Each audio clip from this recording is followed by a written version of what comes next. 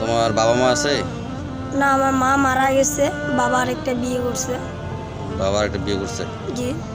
আর তুমি কার কাছে থাকো? আমি আমার নানির কাছে ছোট থেকে বড় হয়েছি। আমার নাম মোহাম্মদ রবিউল ইসলাম সায়েম। সায়েম, তোমার বয়স কত? আমার বয়স 10 বছর। তোমার বাবা মা আছে? না, আমার মা মারা গেছে, বাবা আরেকটা বিয়ে করছে। বাবা একটা বিয়ে করছে। জি। আর তুমি কার কাছে থাকো? আমি আমার নানির কাছে ছোট থেকে বড় হয়েছি। মা মারা যাওয়ার কতদিন হচ্ছে? 2-2.5 বছর। 2-2.5 বছর। তুমি এখন কি করতেছো সায়েম? আমার আরবি আরবি পড়বো আমি। না, কি করতেছিলে এতদিন? আমি তোমার মা এতদিন- যখন বেঁচে ছিল? আমার মা বাঁচে যখন ছিল তখন আমি মাদ্রাসা করতাম। মাদ্রাসায়? কোন মাদ্রাসায়? আমি চকমধু হাফেজিয়া মাদ্রাসা করতাম। ও, তো মাদ্রাসা ছেড়ে দিছো কেন?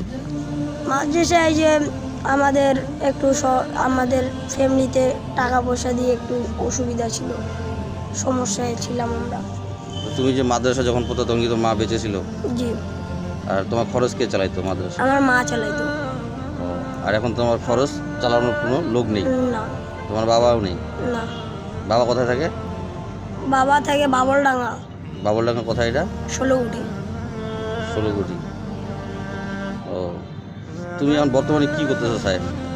আমি বর্তমানে কিছু করতেছি না, আমি বড় ভাই ব্রাদারদের সহযোগিতায় চলতেছি। ও, তো তোমাকে এই বড় আর মাঠে আমি বড় মাঠে আসি মাঝে মধ্যে, কেন? এই যে বড় ভাই ব্রাদারদের সাথে কথা বলতে, ওনারা একটু সাহায্য করে আমাকে।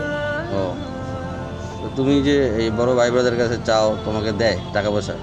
হ্যাঁ। তো এইভাবে কতদিন চলবে সাহেব?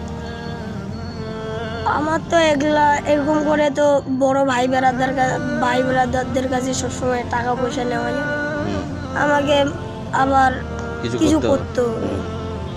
তো তুমি কি করবা? দেখি স্যার, যদি পড়ার সুবিধা পাই তো পড়বো, হুম, আর যদি পড়ার সুবিধা না পাই তাহলে কাজও করব, কষ্ট করে পড়তেও হবে। আর পড়াশোনাও করবা? হ্যাঁ। তো তোমার কি মাদ্রাসায় পড়ার শখ বেশি? হ্যাঁ, মাদ্রাসা হোক, স্কুল হোক, আরবি হোক বা বাংলা, ও, পড়ালেখা করার ইচ্ছা আছে। তো মাদ্রাসায় কয় বছর পড়ছো তুমি?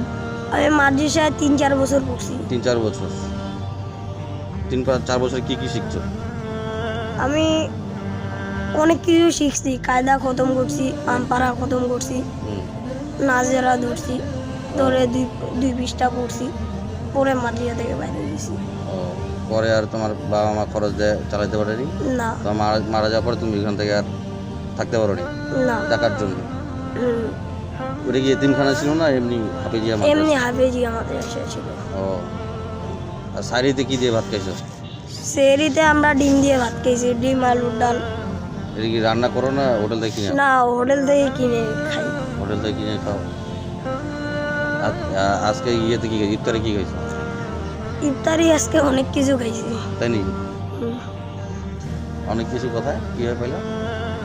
ওই আজকে আমাদের বড় ভাই বারাদারদের পার্টি রাখছিল, দাওয়াত দিছিল, ইফতারির দাওয়াত অনেক ইসলাম। তো সাহেব, তুমি চেষ্টা করো ভালো কিছু করার। হ্যাঁ, এইভাবে চাই কতদিন চলবা এইভাবে? জি। হ্যাঁ, একটা ভালো কিছু তো করতে হবে। জি। পারলে ওই যে কোথায় জানি কাজকর্ম একটা ব্যবস্থা করলা, নিজে বললা ঈদের পরে ঢুকবা। জি স্যার। তুমি চেষ্টা করো ভালো কিছু করার। দোয়া করি যাক, ভালো কিছু করার চেষ্টা করো, মানুষ যেন তোমাকে ছোটোভাবে না দেখে। জি। ঠিক আছে? তো সবাইকে সালাম দাও, আসসালামু আলাইকুম। দোয়া চাও। আর সবাই আমাদের আপনারা দোয়া করবেন। চেষ্টা করবেন আমরা যদি ভালো করে পড়ালেখা করতে পারি, আমাদের গরিবদের মতন ছেলেপেলেদের জন্য কিছু করিয়েন আপনারা।